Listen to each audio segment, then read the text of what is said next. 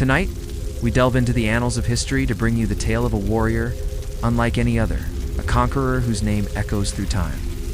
Not because he toppled empires or amassed vast riches, but because he achieved something almost unheard of. Total military supremacy without a single defeat.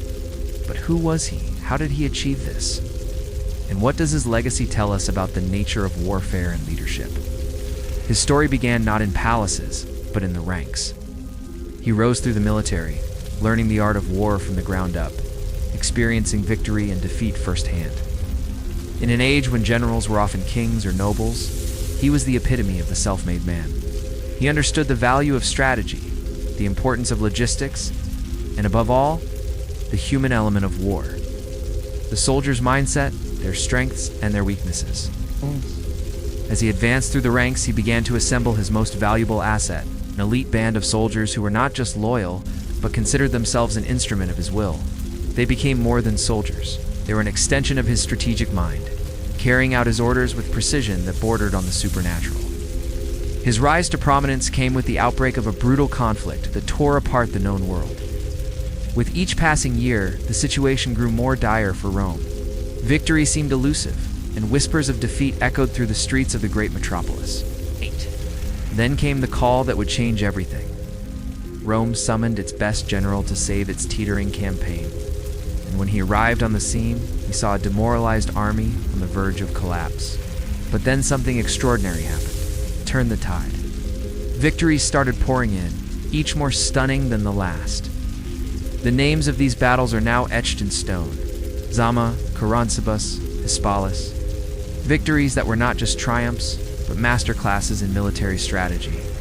They say that in war, there are no guarantees. Luck plays its capricious hand, and even the best laid plans can go awry. So how did he do it? What was his secret? If you were to dissect his tactics, you would find no single magic formula. Rather, a compendium of strategies, each tailored to the unique challenges of the time and the opponent. He adapted his approach based on the terrain, the season, even the psychology of his enemy. He was a master of deception, leading his foes into traps of his own design, or neutralizing their strengths while exploiting their weaknesses. One moment he might be employing the tight, disciplined formations of his Roman legionaries, and the next, he'd be leading his cavalry in lightning-fast charges, catching his enemy off guard. But as you examine these victories, a pattern emerges. A thread that runs through each of them, the bedrock of his success, discipline. He drilled his men relentlessly, not just in martial skills, but in obedience and cooperation. The soldier under his command knew his duty down to the finest detail, and these details, when executed flawlessly by thousands of soldiers, became the stuff of legend. Yet as you peel back these layers of strategy and discipline, you touch upon something more profound, a quality that is hard to define, but crucial to his success: leadership. He inspired unwavering loyalty in his troops. He led from the front, sharing their hardships and celebrating their triumphs. He was not just a commander issuing orders from afar. He was one of them, sharing their sweat, their grime, their danger. As you stand there, the dust of 1,000 battles on your skin, the clamor of war in your ears, you realize that this general's victories were not just about superior tactics or unwavering discipline. They were about transforming an army into a force of unmatched precision, loyalty, and effectiveness. And yet, despite his legendary status, he was not without his critics. Some whispered that his methods were too rigid, that his discipline bordered on tyranny. They argued that his calculated approach took the passion out of warfare, the very essence of what it meant to be a warrior. But as you watch his armies in action, as you see the devastating efficiency with which they execute their maneuvers, you understand why he was the antithesis of the typical Roman general of his time. While others sought glory in reckless abandon, he found triumph in meticulous planning and flawless execution. In an age when generals often became famous for making the same mistakes, losing the same battles over and over again, he stood alone, a beacon of perpetual victory. But even as his star shone brightest, questions arose. Was he too reliant on the strength of Rome, its vast resources, its seemingly inexhaustible manpower? Or was he simply a product of his time, benefiting from the advancements in Roman military technology and organization? But as you look at the man himself, As you study the campaigns that made him a legend, you realize that he transcended his time. He was not merely a beneficiary of Roman might, but its best exponent, taking the tools and resources of his age and forging them into instruments of unparalleled success. He was a general who never lost a battle, but more importantly, he was a leader who never stopped learning. His victories may have been spectacular, but his greatest triumph was his adaptability, his willingness to learn from every engagement, whether it was a minor skirmish or a major campaign. Each victory brought new lessons, each defeat, and there were none, provided new insights. He was a perpetual student of war, and his classroom was the battlefield itself. His soldiers were hungry, outnumbered and exhausted, their supplies dwindling in the face of an unforgiving landscape. At least 120,000 strong, his enemies pressed hard, confident in their superiority, convinced that this general would surely break. Yet somehow, impossibly, this army did not falter. When the trumpets blared and the drums of war echoed across the plains, these men did not run, they did not scatter, they stood firm. This was the first time the world truly took notice of the general who would never lose. Not on some grand stage of empire, but in the mud and dust of a campaign that seemed at first glance destined to collapse. His enemies were stronger, their numbers greater, their supplies more abundant. Yet as you step into this story, imagine yourself as one of his soldiers. Your boots are caked in dirt, your stomach is tight with hunger, and yet the eyes of the man who leads you burn with a fire that convinces you the impossible is within reach. He rose early, before the sun had thought to paint the sky with gold. His men were camped near a river, and the sound of lapping water was their closest companion these days. Water, life, hope. And the enemy was massing by the thousands on the other side, preparing to cross and crush them. This general wasn't born to war. He learned it, studied it, and in doing so absorbed its rhythms, its necessities, its cruel logic. His first concern was not weapons, but the mind, for he knew that war is not merely a contest of swords and spears, but of minds and wills. Armies may break on the field, but they crumble first in the spirit. And it was here that he planted his flag of dominance, called his men, their faces drawn with fatigue, their bodies aching for rest. Theirs was a symphony of coughs and tired sighs. But when they turned to him, he demanded their attention, and they gave it. He knew that fear was a predator that picked off the weak, that despair was a disease that spread in the shadows. So he brought both into the light. He ordered the sick and the wounded separated, their needs tended to, their spirits lifted if he could manage it. And then he drilled the rest, relentlessly, exacting, exhausting. He pushed them past the point where their muscles screamed for mercy and their lungs begged for air, for in this crucible of pain he was forging not just soldiers but steel. And as the weeks bled into months, his training paid off. When the enemy finally crossed the river and surged towards them, his men did not panic. Chaos erupted as thousands clashed, swords rang, and the air filled with the cries of the dying. But amidst the turmoil, he stood apart, almost eerily calm. He watched the battle unfold, not as a spectator, but as a conductor, guiding an orchestra of steel and sinew. He directed his reserves, calculating their entry into the fray with the precision of a clockmaker, ensuring that every man fell into place at the critical moment. To his enemies, this discipline looked like unnatural calm, as though his men had been touched by gods of war. But to those within his ranks, it was the product of nights without sleep, of drills repeated until muscle and instinct were indistinguishable. It was this cohesion that turned his first great battle into a revelation. Facing an army twice his size, he chose not to retreat, not to scatter into the countryside like so many before him. Instead, he studied the terrain, saw what others overlooked, the contours of the land. The direction of the wind, the weaknesses hidden in the pride of his foe. As dawn broke, the enemy advanced with thunderous confidence, their banners flashing against the sky. You would have felt the ground tremble as they came on, the shouts of thousands swelling like a storm. But when they met his lines, it was as if they had charged into stone. His men bent, but they did not break. Then, with a signal as precise as the striking of a clock, his reserves swept in from the flank, striking with speed and precision. The enemy, caught between their own momentum and the iron wall before them, faltered. Within moments, the confidence that had carried them into battle dissolved into confusion. What they believed was certain victory dissolved into rout, and in their retreat, they left behind not just their dead, but their pride. That first triumph was no accident.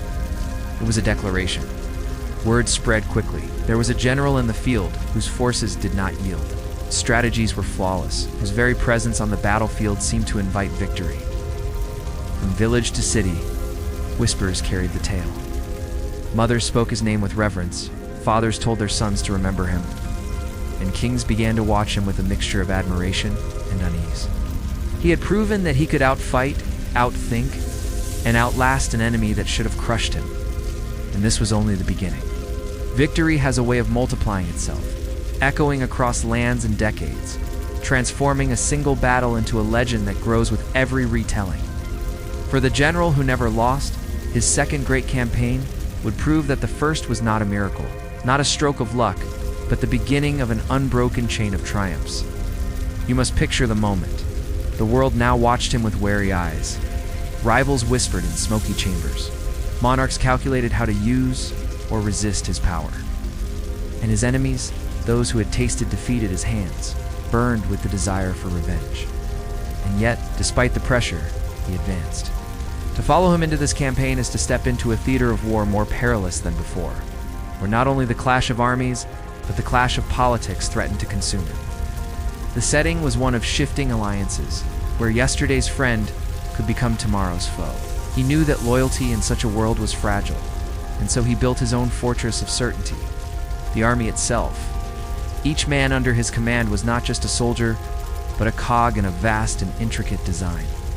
His genius lay not only in maneuvering troops across open fields, but in weaving together the human spirit into an unbreakable tapestry. When he looked at his men, he did not see expendable bodies. He saw living weapons, sharpened to perfection, guided by purpose. In this campaign, the enemy sought to overwhelm him not merely with numbers, but with cunning. They devised traps, lured him into narrow valleys, tried to starve him of supplies. To any other general, these obstacles might have spelled disaster, but for him, each challenge was an opportunity to demonstrate foresight. When his supply lines were threatened, he anticipated it days in advance, stockpiling hidden reserves and establishing secret routes. When his scouts reported enemy ambushes, he did not blunder into them, but used them, turning would-be traps into graves for those who set them. You could almost hear the sound of horns echoing through the valleys, the shouts of men as they realized their ambush had become a massacre. The dust hangs thick, sunlight filtering through it like a veil, and amid the chaos, you see his standard rise above the fray, steady and immovable. His soldiers fight with the confidence of men who know they are part of a plan greater than themselves. His enemies, by contrast, fight in confusion, their schemes unraveling as they discover that he has anticipated their every move. Yet it was not only on the battlefield that his brilliance shone. In the council tent, by the flickering light of oil lamps, he listened more than he spoke. He drew out the knowledge of scouts, the instincts of veteran officers, and then distilled it into decisions that seemed both daring and inevitable. He had the rare ability to make men feel that they were part of his genius, that his victories were their victories.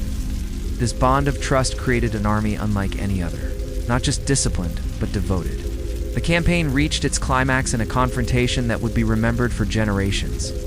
Two armies faced one another across a river swollen with spring rains. The enemy believed the river would protect them, that no sane general would attempt a crossing under the eyes of a waiting host, and yet, under the cover of darkness, while storms raged and thunder drowned the noise of axes and hammers, his men constructed makeshift bridges, their hands raw and bleeding, but their spirits unbroken. By dawn, the impossible had been achieved. An entire army stood on the far side of the river, arrayed for battle. The enemy, stunned and unprepared, scrambled to form lines. You can feel the panic ripple through their ranks as they realize the wall of water they had trusted has betrayed them. The clash that followed was brutal, the air torn by the sound of steel on steel, the screams of horses, the cries of men. And yet through it all, his formation held.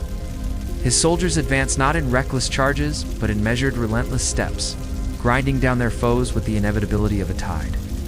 When the dust finally settled, the enemy lay shattered, their banners trampled into the mud, their commanders fleeing in disgrace. From that day, his reputation was no longer confined to whispers.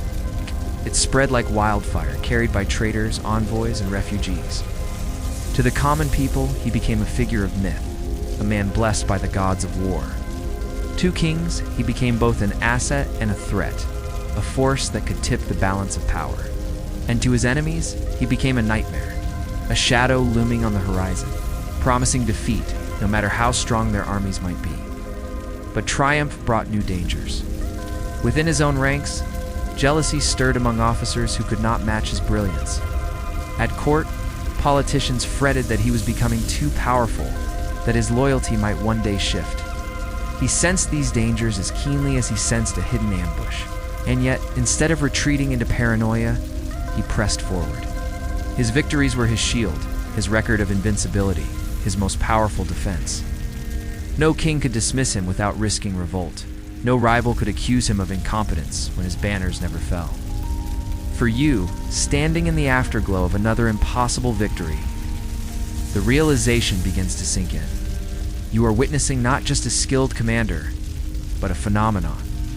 A man who bends fortune to his will, who marches into the jaws of defeat and emerges triumphant every time. The men around you whisper it openly now. He is the general who cannot lose. And though you know that no man is truly invincible, though you know history punishes hubris in this moment, as the sun sets over the broken remnants of another enemy army, you cannot help but believe.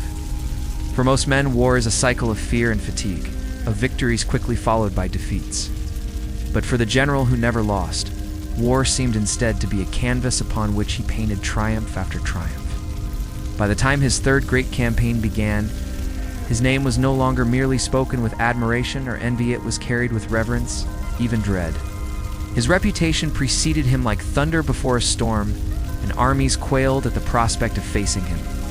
Yet this very reputation, while powerful, brought with it the greatest challenge of all. Enemies now prepared not just to fight him, but to destroy him utterly. The campaign began in a region fractured by rebellion, a land where mountains cut the sky into jagged edges and valleys concealed hostile tribes. The terrain itself was an enemy river, swollen by spring floods, narrow passes where even a handful of men could block an army, forests so dense that the sun vanished at midday. His adversaries believed that these natural defenses would break him where swords could not. They saw his earlier victories as strokes of fortune, achievements made possible only by favorable ground. They promised themselves that here, in this unforgiving wilderness, the myth of his invincibility would finally be shattered. But he approached the campaign as he always did, with patience and precision. You can imagine the scene, him bent over maps by the firelight shadows dancing across his face as he traced routes with his finger, murmuring questions to scouts who knew every bend of the rivers, every hidden path in the woods. He did not impose his will blindly on the land. He listened to it, learned from it, and then made it serve him. His genius was not to deny the difficulties, but to turn them into weapons. When the enemy sought to hem him in the mountains, he used the narrow passes as choke points, forcing larger forces to break themselves against his smaller, more disciplined units. When they tried to use the forests for cover, he set ambushes within ambushes, letting his foes believe they had surprised him before surrounding them with devastating precision.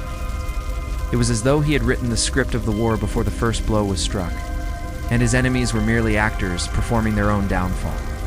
There is one battle from this campaign that lives vividly in the annals of history.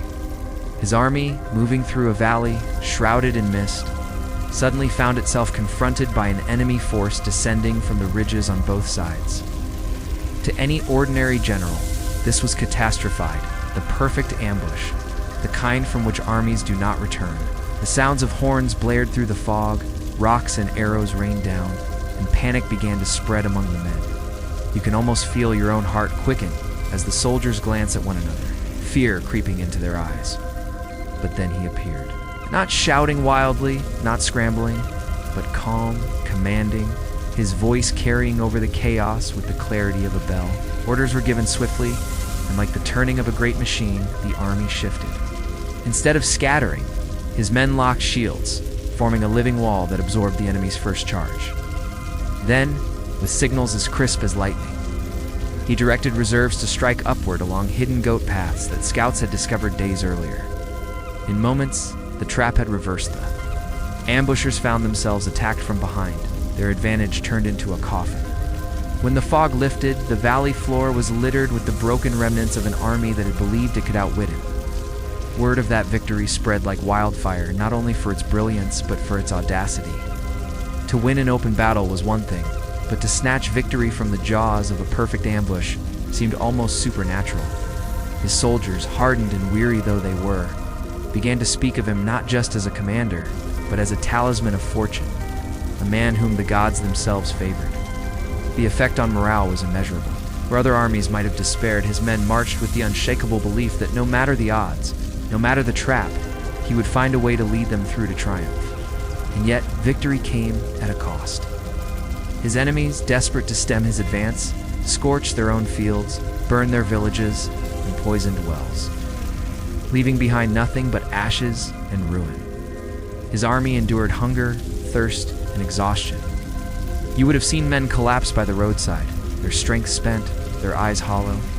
But when despair threatened to overwhelm them, he was there, walking among them not as an untouchable figure, but as a leader who shared their burden. He ate the same rations, endured the same hardships, and in those moments proved that his greatness was not only in tactics, but in solidarity. To march beside him was to feel that your suffering had meaning, that it was part of something greater. As the campaign drew to its conclusion, his enemies attempted one final stand.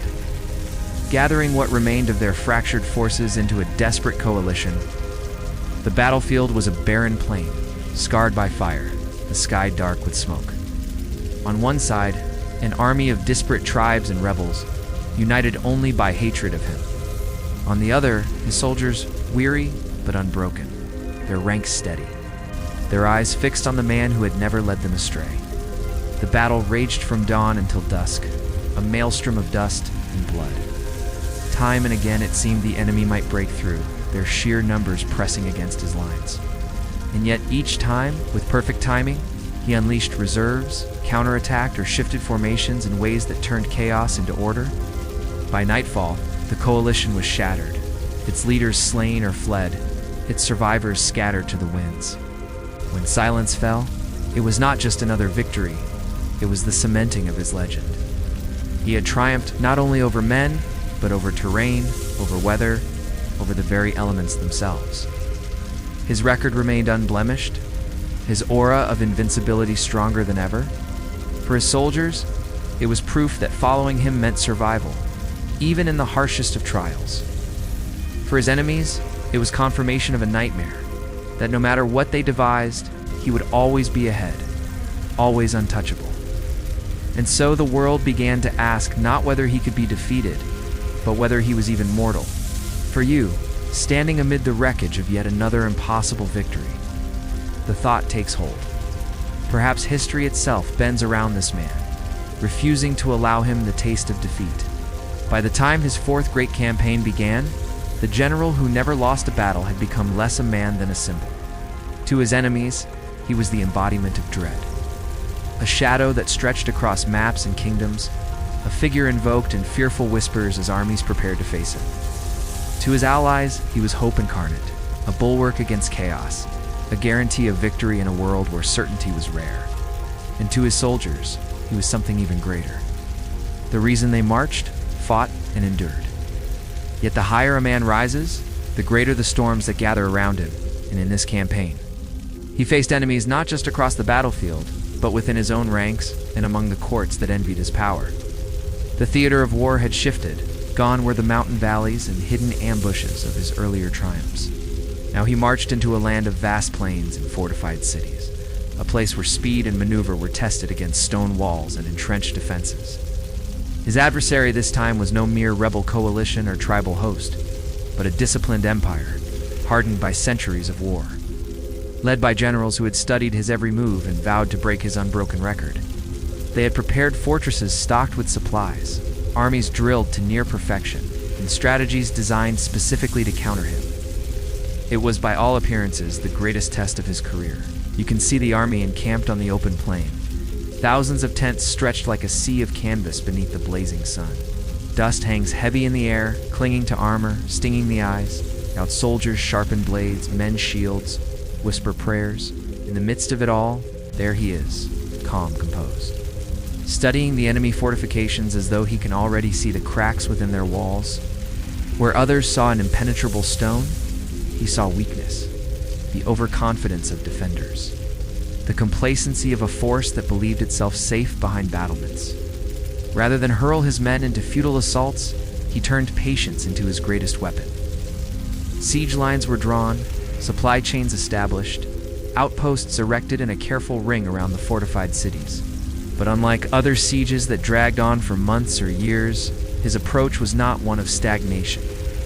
He kept his army moving, shifting camps with such speed and unpredictability that the defenders could never settle into comfort. One week, his men appeared on the north wall, raining missiles upon the towers. The next, they struck from the south with sudden fury. To those trapped inside, it must have seemed as though they were fighting not an army, but a phantom that struck everywhere at once. When the first city fell, it was not through brute force, but through his ability to unravel the enemy's will. He cut their supply lines with precision, allowed hunger and thirst to gnaw at their resolve, then offered surrender terms that seemed merciful compared to the alternative. The gates opened, and what should have been a slaughter turned into a masterstroke of psychology. The next fortress, hearing of this, hesitated to resist as fiercely, fearing both starvation and the reputation of the man outside their walls. With each city that yielded, his legend grew heavier, pressing upon the minds of defenders before the first blow was struck. But it was not only cities he had to conquer. Within his own ranks, ambition and jealousy brewed. Some officers, resentful of his growing fame, spread whispers that he sought not to serve his king, but to crown himself. Others feared that his perfection made him untouchable, that their own reputations would forever be dimmed beneath his shadow. Court envoys arrived, bearing veiled threats, reminding him that the crown's favor could turn cold if his victories made him too indispensable. These were dangers as sharp as any sword, and yet he navigated them with the same clarity he brought to war. He made a point of sharing glory, of lifting his officers into prominence, ensuring that each triumph was celebrated as a collective achievement. He praised the bravery of men on the field, rewarded loyalty with generosity, and by doing so, transformed potential rivals into allies bound by gratitude. He knew that an army divided within would collapse no matter how strong it appeared without. Thus, while he broke enemy fortresses, he also fortified the unity of his own command. The climax of this campaign came on an open plain, where two great armies met in one of the largest battles of the age. Picture it. Banners fluttering like waves in the wind. The roar of drums echoing across miles, sunlight flashing on tens of thousands of spearheads. The enemy believed that numbers alone would finally break his string of victories. Their ranks stretched as far as the eye could see, a wall of steel and flesh poised to overwhelm. But numbers are nothing without order, and order was his domain. The battle raged from dawn until the sun hung low and red in the sky. Waves of enemy infantry surged forward, only to break against his disciplined formations. Cavalry charges thundered across the field, their hooves shaking the earth, only to be repelled by lines of spears bristling like an iron forest. Time and again, it seemed as though his army must give way under the sheer weight of assault. And yet, at the precise moment when collapse seemed imminent, his reserves appeared fresh, organized, decisive. It was as though he held the very rhythm of battle in his hand, dictating when to yield and when to strike, orchestrating chaos into a symphony of victory. By dusk, the enemy lines fractured, first in ripples, then in waves, until their entire host dissolved into retreat. The plain, once filled with the thunder of armies, was left strewn with abandoned standards, broken weapons, and the silence of defeat. Another victory, another impossible triumph, carved into the unbroken record of the general who never lost. For you, standing amid the carnage, the realization deepens. His genius is not simply in battle, but in vision. He fights not for glory, not for reckless conquest, but with a clarity of purpose that bends both men and empires to his will. And though whispers of envy and suspicion continue to swirl around him, the truth on the battlefield is undeniable. No fortress has held him, no army has bested him, no plan has undone him. The world now no longer wonders if he will be defeated. The question has changed. Now they ask, how long can such perfection endure? By the time the 5th campaign unfurled, the general who never lost had become more than a strategist. He was a living paradox for history, teaches us that no man escapes defeat forever. Yet here he stood, undefeated, unbroken, a figure who seemed to defy the natural order of war. This time, his enemies resolved not to fight him piecemeal, not to confront him as individual states or isolated armies, but to gather their strength into a coalition of unprecedented scale. They swore that together they would break him, that sheer weight of numbers. Combined resources and collective hatred would succeed where all others had failed. You can imagine the moment when his scouts first brought word of the coalition. Banners from half a dozen realms, languages mixed in the enemy camp, armies swelling into tens of thousands. To most generals, this news would have chilled the blood. To him, it was a challenge that sharpened his focus. He understood that coalitions, while formidable in appearance, were fragile at their core. Their unity was built on fear and necessity, not loyalty. All he needed was to hold long enough, to strike with enough precision, to turn allies into rivals, and rivals into enemies once more. His own army was smaller, leaner, but it was his. Forged in hardship, tempered by victory, bound by devotion. Each man knew the record they carried upon their shoulders, that they fought under a commander who had never tasted defeat. That knowledge was a weapon in itself, a fire in their hearts that no coalition could extinguish. The campaign began with maneuver, not battle. He refused to be drawn into the trap of facing the coalition's full strength at once. Instead, he struck swiftly at outlying contingents, ambushing them in mountain passes, harassing their supply trains, forcing them to march and countermarch until exhaustion spread like a plague. You can see it. The coalition's soldiers trudging through mud, their food dwindling, tempers flaring between allies who blamed one another for their misfortunes. Meanwhile, his army, though smaller, moved like a phantom, striking where least expected, disappearing before retaliation could be mounted. At last, though, battle became inevitable. The coalition, desperate to bring him to heel, cornered him near a river plain. Their numbers dwarfed his, their lines stretching so far that dust clouds blurred the horizon. To stand in his ranks that morning must have been to feel the weight of doom pressing upon your chest, would hear the mutter of prayers, the creak of leather, the rattle of shields. And yet, when he rode before his men, his voice rang out clear and steady, promising not survival, but victory. His certainty was a contagion. Where moments before men had felt dread, now they felt pride, the conviction that they were about to write another chapter in an unbroken legend. The battle began with thunder. Cavalry from the coalition surged across the plain, their charge shaking the earth. His infantry, drilled to perfection, absorbed the shock, shields interlocking, spears bristling like a wall of iron. Arrows rained from the sky, but his formations bent and shifted like water, never breaking, always flowing. At his command, reserves swept in with surgical precision, striking the coalition cavalry from the flanks, turning momentum into chaos. The coalition commanders, desperate to press their advantage, threw wave after wave into the fray. Their sheer numbers threatened to smother his smaller force, but here his genius shone brightest. He had chosen the ground with meticulous care, anchoring his flanks on natural obstacles, ensuring the enemy could not encircle him. He allowed them to press forward into the center, lured by the illusion of collapse, then unleashed hidden reserves in a devastating counterstroke that cut their advance in half. From your vantage within the ranks, you would see the shift the moment when the coalition's roar of confidence faltered into confusion. The massive host, so sure of its superiority, now found itself split, disorganized, vulnerable. His men, weary but unyielding, pressed forward with renewed fury, and as dusk fell, the impossible once again unfolded before your eyes. The coalition, vast and mighty, was broken. Allies turned on each other in the retreat, blaming betrayal, abandoning standards in the chaos. By nightfall, the plain was littered with the wreckage of an army that should have triumphed. but instead lay crushed by the will of a single man. This victory was not just another notch in his record, it was a transformation. No longer was he merely the general who never lost.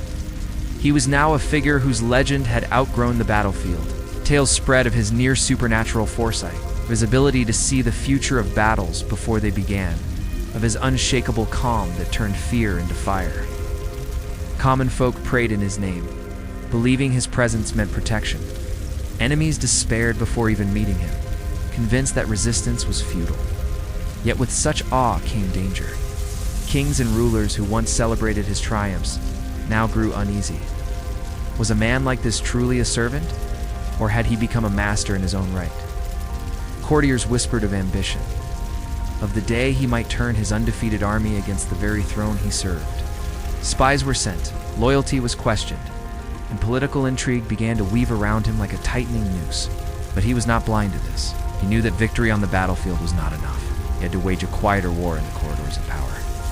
He tempered his glory with humility, gave credit to his monarch, allowed his officers to bask in reflected fame. To his men, he was a leader. To his king, he was a servant. Yet everyone knew in their hearts that it was he, not the crown, who held the true strength. The campaign ended with him once again unbroken, his record intact, his enemies scattered. But as the fires of victory died down, a new tension filled the air. For the first time, his greatest threat was not an army massed on the horizon, but the envy and fear of those closest to him. For you walking through the aftermath of that colossal battle, the question lingers like smoke in your lungs. How long can one man defy the world, and what price? Will he pay for a perfection that history has never before allowed? A shadow fell across the land, not of war or threat, but of uncertainty. As the undefeated general stood on the precipice of his sixth campaign, the question echoed through kingdoms. Could he possibly keep his record alive? A hush fell over the court as the king unfurled the latest dispatch, the words stark against the royal seal. Our scouts report the enemy assembling, preparing for war. The king looked up, his gaze fixed on the young general in the crowded court, the man known simply as the general. His face, etched with the hardships of countless campaigns, was a testament to a life lived on the edge of the blade. Despite his victories, there was a haunted look in his eyes, as though even triumphs couldn't banish the ghosts of war. He had carved an empire's worth of victories from the skulls of his enemies. The king spoke, his voice resonating with the weight of ages past. It is time to rise once more, General. The enemy prepares for war. We await your counsel. There was a murmur of agreement among the courtiers. Seasoned nobles whose lineage traced back to the founding of the kingdom, they had seen many a general come and go, but none like him. Each of his 5 campaigns had been a masterpiece, a symphony of strategy and courage. But the sixth was different. It was a challenge not just to his prowess, but to his very humanity. The sixth campaign did not begin with the clash of armies or the thunder of drums. It began with silence and uneasy quiet that spread through kingdoms and courts as rumors grew that the general who never lost was about to march again. By now his victories had become so certain, so relentless, that they cast a shadow even before his banners appeared on the horizon. Enemies debated whether to resist him at all, allies whispered, whether to trust a man who seemed incapable of failure. His name no longer belonged to him alone. It had become a force, a myth, a weapon in itself. This time the conflict lay in the borderlands of 2 great empires, a region long disputed, scarred by decades of raids and reprisals. Both sides claimed it as their own, and now, once more, war threatened to engulf it. His enemies hoped the rugged terrain of deserts and mountains would humble him, that distance and scarcity would succeed where armies had failed. Yet as always, he turned obstacles into opportunities. His army moved with startling efficiency, supply lines snaking across barren landscapes, water drawn from hidden wells mapped out months in advance. What others called impossible, he treated as merely difficult. Imagine the march.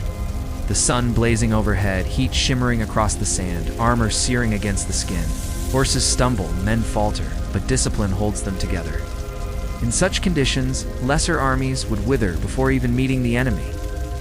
But under his command, hardship became another drill, another test to be endured and overcome. His soldiers believed that if he led them into the desert itself, somehow victory would bloom even from the dust. The enemy, believing him weakened by the long march, gathered their strength in a fortified camp near an oasis, determined to deliver a decisive blow. Scouts reported their numbers far larger, well supplied, confident that exhaustion would be his undoing. To any ordinary commander, this would have been a moment to hesitate, perhaps to withdraw, but hesitation was a word he did not know. He studied the camp, observed the guards, the rhythms of patrols, the placement of tents. Then, as night fell and the desert winds howled, he struck not with a clumsy assault, but with a precision that turned the darkness into his ally. Under cover of shifting sand and moonlight, his forces encircled the enemy camp. At his signal, torches were hurled, drums thundered, and chaos erupted. From within their tents, the enemy awoke to a nightmare, fire and steel crashing down upon them from all sides. Panic spread, orders dissolved, and what had been a proud, confident host disintegrated before it could even form ranks. By dawn, the oasis was his, the enemy broken, their supplies captured. Another battle, another flawless victory. But as the campaign continued, the true enemy revealed itself, not just the opposing army, but the endless grind of attrition. Harsh climates, scarce resources, the weariness of years on campaign began to weigh on his men. You would see it in their faces, sunburned, hollow-eyed, their bodies scarred by both battle and journey. And yet each time despair threatened, he was there among them. He rode at their side, shared their rations, listened to their grievances. It was this presence, this refusal to place himself above the suffering, that kept his army moving forward when logic said they should collapse. My friends, a word of advice. Never, ever bet against the immortal.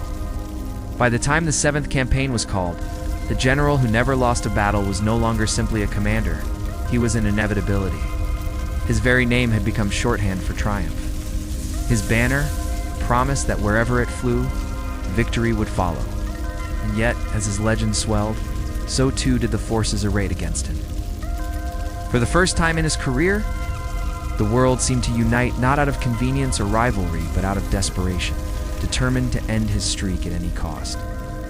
The coalition that rose against him in this final campaign dwarfed any he had faced before. Kingdoms that had once sworn oaths of neutrality broke them. Rulers who had been enemies of each other for centuries now clasped hands in fear of the man who never lost. Envoys rode across continents, summoning troops from distant lands. Armies massed not just on one front, but on several, seeking to hem him in, to strangle his movement, to overwhelm him through sheer immensity. If he had been a shadow before, now he was a storm the world sought to weather together. To march with him into this campaign was to feel both pride and dread. Pride because you belonged to an army that had never known defeat. Dread because every whisper, every rumor spoke of an alliance so vast it seemed no mortal could resist it. The enemy's banners filled the horizon, stretching further than the eye could see. Their camps lit the night like cities. Their drums thundered like the heartbeat of some colossal beast. And yet, in the midst of this looming storm, he remained composed, calm as the eye of a hurricane. He did not delude himself. He knew the risk. He knew that history devours even its greatest sons, that sooner or later, the tide turns. But he also knew this. The surest path to defeat is fear, and fear was one thing he had never allowed to command him. So he set about his work as he always had, studying the land, probing the enemy's weaknesses, forging his soldiers into a weapon of unity and resolve. The campaign unfolded not as a single climactic battle, but as a series of maneuvers that revealed, once more, the genius that had carried him so far. He refused to meet the coalition on their terms. When they advanced en masse, he withdrew with precision, forcing them to stretch their supply lines thin. When they sought to pin him in, he slipped away through mountain passes, appearing days later where they least expected him. His smaller force struck suddenly and with fury, annihilating detachments, ambushing convoys, sowing confusion until the massive host seemed less a juggernaut than a lumbering beast tearing itself apart. One by one, cracks began to appear in the coalition. Old rivalries resurfaced. Mutual suspicion bloomed. Allies accused each other of cowardice, betrayal, of failing to support one another in the field. He did not need to invent these divisions. He merely nurtured them, fanning sparks into flame. Soon the coalition that had risen like an unstoppable tide began to recede, its unity dissolving under pressure, its generals quarreling even as his victories mounted. The greatest test came at a vast plain near the borderlands, where at last the coalition concentrated its might in a single bid to destroy him. The numbers were staggering, tens of thousands arrayed against his smaller but disciplined host. To stand in the ranks that morning was to feel the weight of destiny pressing upon your shoulders. You would hear the low murmur of men reciting prayers, the metallic rasp of blades drawn from scabbards, the pounding of your own heart as you looked upon a sea of enemies that seemed endless. And then he rode before you, the man who had never lost, his presence a balm against terror. He raised his hand, and in that simple gesture lay an unspoken promise. You would not be abandoned. You would not be led astray. You would not be defeated. The battle that followed was chaos given form. Arrows darkened the sky. Cavalry charges sent tremors through the ground. Infantry clashed in a grinding contest of will. Again and again, it seemed the enemy's sheer numbers must overwhelm his lines. But each time, as though anticipating the exact heartbeat of the fight, shifted reserves, redeployed cavalry, unleashed hidden contingents. Where others saw chaos, he saw rhythm. Where others faltered, he adapted. His army moved not as scattered units, but as one living organism, each part in harmony with the whole. By dusk, the impossible had happened again. The coalition, vast and mighty, lay shattered. Their dead blanketed the plain, their survivors fled in disarray, their commanders disgraced. The man who was supposed to fall, the general whom the world had sworn to crush, stood undefeated once more. His army, bloodied but unbroken, raised its banners high, their cheers echoing into the night. Yet even in that triumph, a shadow lingered. For with each victory, he drew not just awe, but suspicion. His king, once grateful, now feared him. His officers, once loyal, now wondered if his perfection threatened their own ambitions. And he himself, though he never admitted it, must have felt the burden. To never lose is a blessing, but it is also a curse, for it isolates a man, sets him apart, makes him both revered and feared. He had achieved what no other general in memory could claim. And yet as fires burned across the battlefield, he alone seemed heavy with the knowledge of what such perfection costs. For you, standing beside him as night falls, the air thick with smoke and the scent of iron, the thought comes unbidden. You have witnessed a miracle, but miracles are fragile things. The general who never lost has triumphed again, but the question that hangs over the future is no longer whether he will be defeated on the field. The question is whether the world itself will allow a man like him to endure. History is littered with the broken dreams of ambitious commanders. Some were undone by arrogance, others by fear. But Alexander the Great's rise to glory was a steady ascent, a testament to his relentless ambition. When he ascended to the throne of Macedon at 20, his realm was a kingdom on the edge, threatened by unruly neighbors and simmering internal conflicts. Yet when his father, King Philip, met his end at the hand of assassins, it was Alexander who stepped forward. At just 20 years old, he inherited a kingdom on the brink, facing threats from within and without. But in his heart burned the ambition that would echo his father's deeds and forge his own legend. His first challenge was securing the throne, a task fraught with peril as rival factions sought to exploit the young king's inexperience. But Alexander was no ordinary prince. With the wisdom of a seasoned ruler and the audacity of youth, he quelled rebellions, forged strategic alliances, and asserted his authority. His detractors soon became his staunchest supporters. As he turned his attention to the external threats that plagued Macedon, his enemies included the rebellious city-state of Thebes, which boasted of its invincibility with a war cry of Molin Lave, meaning come and get them. But Alexander had other plans. At the siege of Tyre, he demonstrated the lengths he would go to secure victory.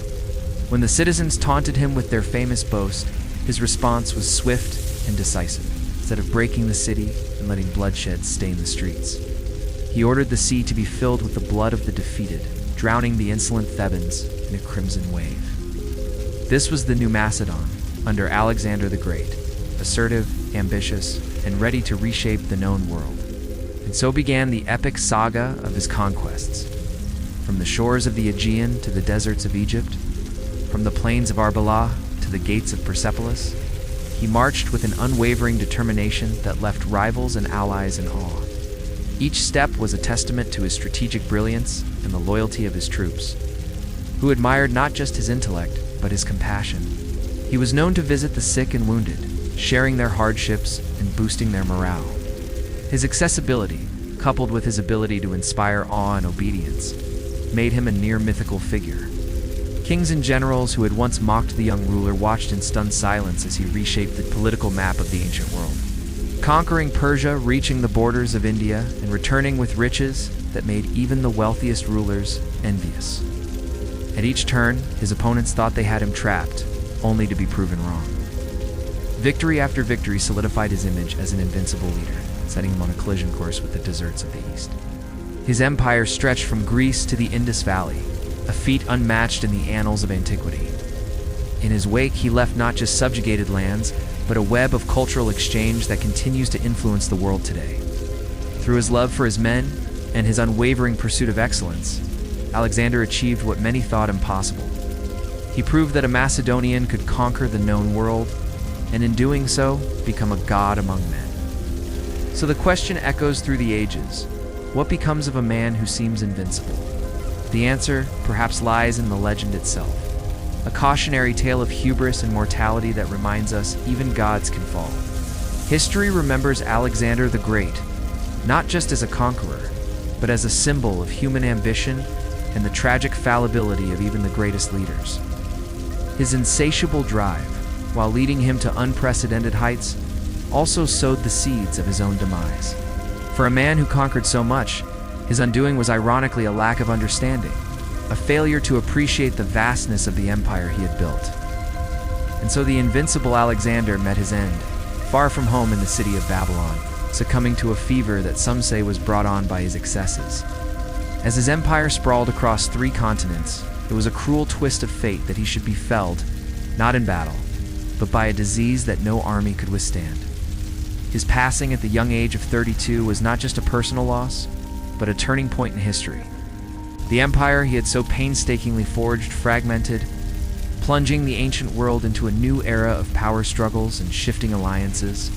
The lesson, perhaps, is that even the brightest stars burn out quickly, leaving behind not just an empty space, but a void that shapes the world for centuries. Alexander the Great, the man who conquered the known world, died without knowing that his journey had ended. A fitting end for a man whose very essence was the pursuit of what lay beyond the next hill, the next city, the next battle. His story is a potent reminder that no matter how vast our ambitions, mortality always awaits around the corner. It is a truth that has echoed through the ages, resonating with every leader, every conqueror, every dreamer who has ever dared to push beyond the limits.